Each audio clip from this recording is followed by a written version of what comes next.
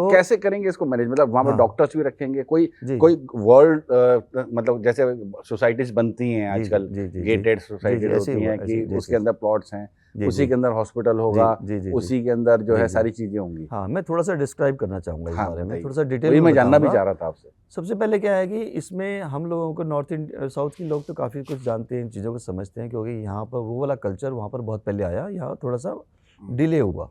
ठीक है। तो यहाँ अभी जो मिथ है वो कुछ अलग है।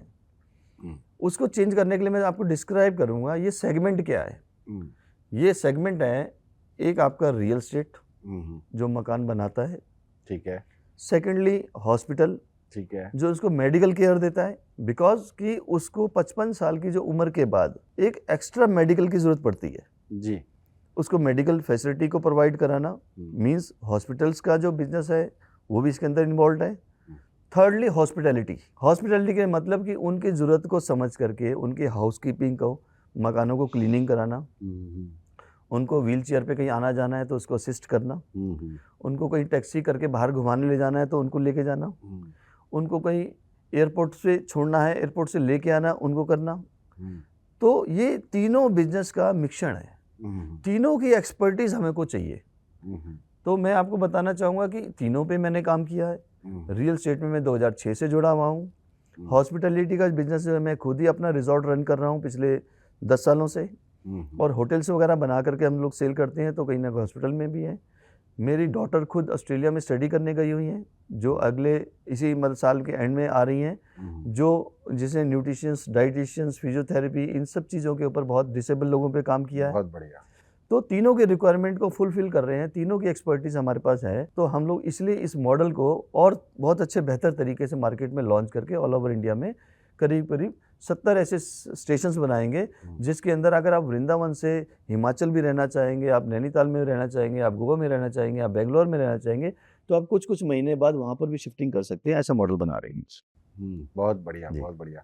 जी अच्छा, इसमें जैसे अभी आपने बताया कि जब मतलब वापस हम पास्ट में लेके जा रहा हूँ मैं आपको, कि जब आपने ये टीवी डिस्ट्रीब्यूशन के आप बिजनेस में जी थे, जी जी जी तो आपने जो है इंस्टॉलमेंट्स के ऊपर टीवी जी बेचे, जब जी उस दौर में इंस्टॉलमेंट कुछ होती भी नहीं जी थी, जी जी मतलब जी कोई ऐसा एग्जैक्टली एग्जैक्टली वो बिल्कुल। नहीं था।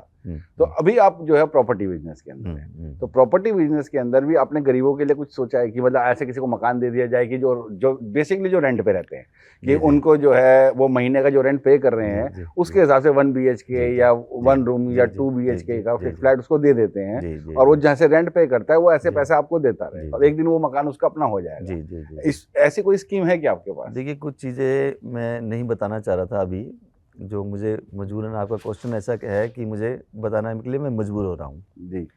क्योंकि आपका ध्यान जा रहा है कि हम लोग सिर्फ सब अमीरों की बात कर रहे हैं, उनको फैसिलिटी देने की बात कर रहे हैं, जो सक्षम लोग हैं उनके ऊपर काम कर रहे हैं। तो क्यों नहीं हम एक गरीब लोग जो हैं, जो अफोर्ड नहीं कर सकते लेकिन आना नहीं, मैं चाहते हैं, उसे उनको भी गरीब काम नहीं नहीं करते। कहूंगा सर, मैं ये हाँ, कहूंगा कि वो मतलब मध्यम वर्गीय मध्यम लोग, वर्गीय, वही मध्यम, हाँ मतलब मध्यम वर्गीय कहें, या मैं ये समझे comparatively to those person who are living in senior living, luxury life में रह रहे हैं, उनसे कंपैरिजन करते हैं हम उनसे लोग। कम है। हाँ, अफोर्डेबल में की बात कर सकते हैं हम, हाँ, अफोर्डेबल ये है। बात कर सकते हैं। तो देखिए, उसके ऊपर हम लोगों ने एक अपना एक एनजीओ बना रहे हैं हम्म, और एक ट्रस्ट डेवलप कर रहे हैं, हम्म, ट्रस्ट बना रहे हैं, हम्म, और उस ट्रस्ट के अंदर हमारा एक मकसद है कि इससे जो इनकम आएगी हम्म, उसके कुछ पार्ट से हम उन सीनियर लिविंग को फीड करेंगे जो सक्षम नहीं है। हम्म, वो भी वृंदावन में ही होगा, जहाँ जहाँ हमारी ब्रांचेज होंगी उसके नज़दीक ही होगा वहाँ पर। अच्छा। तो वहाँ पर भी हम लोग बना रहे हैं। वो उन लोगों के लिए जो चैरिटी है, वो उन लोगों के लिए जो फैसिलिटी देते हैं। आज भी अगर आप वृंदावन की बात करें या वृंदावन में जाएं, तो कृष्णा कुटीर करके एक आश्रम है। अच्छा, कृष्णा कृष्णा कुटीर। कृष्णा कुटीर, ठीक है। तो हम लोग अभी भी वहाँ से जुड़े हुए हैं। जितना भी हम सक्षम होते हैं उस कृष्णा कुटीर को अवेलेबल कराते हैं, जिसमें 500 महिलाएं रहती हैं वहाँ पर।